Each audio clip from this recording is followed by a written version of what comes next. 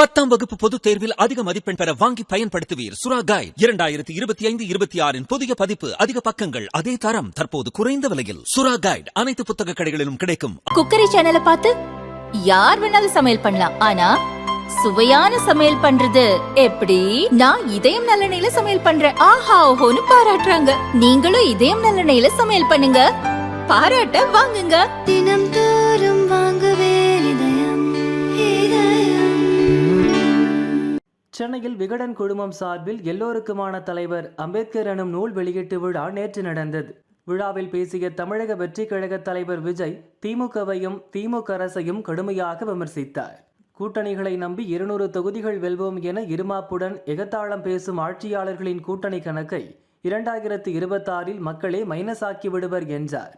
அம்பேத்கர் புத்தக வெளியீட்டு விழாவில் கூட கலந்து கொள்ள முடியாத அளவிற்கு திருமாவளவனுக்கு கூட்டணி கட்சிகள் தரப்பில் எவ்வளவு அழுத்தம் இருக்கும் என்று என்னால் யூகிக்க முடிகிறது என்றும் விஜய் கூறியிருந்தார். இருமாப்புடன் 200 வெல்வோம்.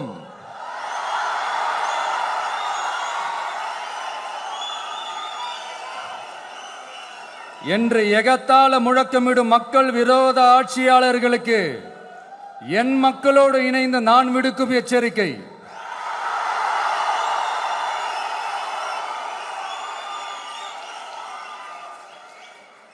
நீங்க உங்களோட சுயநலனுக்காக பல வழிகளில் பாதுகாத்து வரும் உங்கள் கூட்டணி கணக்குகள் அனைத்தும் 2026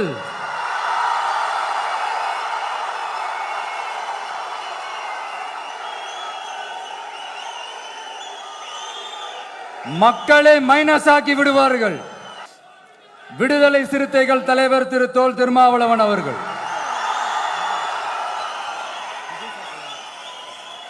அவங்களால இன்னைக்கு வர முடியாம போச்சு.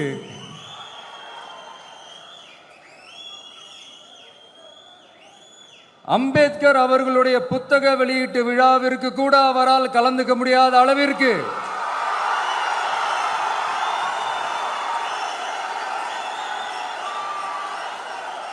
கூட்டணி கட்சிகள் சார்ந்து எவ்வளவு பிரஷர் இருக்கும் என்று என்னால் யூகிக்க முடிந்தாலும் நான் இப்ப சொல்றேன், அவருடைய மனசு முழுக்க முழுக்க இன்னைக்கு நம்மளோட தான் இருக்கும். விஜயின் இந்த பேச்சு அரசியல் களத்தில் அனலை கிளப்பியுள்ள நிலையில் அவரது கருத்தில் தனக்கு உடன்பாடு இல்லை என திருமாவளவன் பதிலளித்தார். அழுத்தம் கொடுத்து அதற்கு இணங்கக்கூடிய அளவுக்கு நானும் விடுதலை சிறுத்தைகள் கட்சியும் பலவீனமாக இல்லை என்றும் தெளிவுபடுத்தினார்.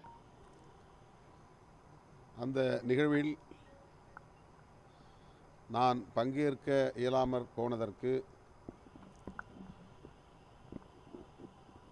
திமுக அல்லது திமுக தலைமையிலான கூட்டணி கட்சிகள் கொடுத்த அழுத்தம் என்பதை போன்ற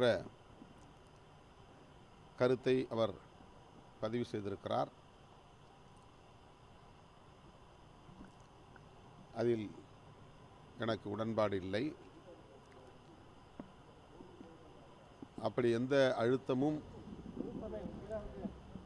இல்லை என்பதை நான் தெளிவுபடுத்தியிருக்கிறேன். அழுத்தம் கொடுத்து அதற்கு இணங்கக்கூடிய அளவுக்கு நானோ அல்லது விடுதலை சிறுத்தைகள் கட்சியோ பலவீனமாக இல்லை என்பதையும் பதிவு செய்ய விரும்புகிறேன்.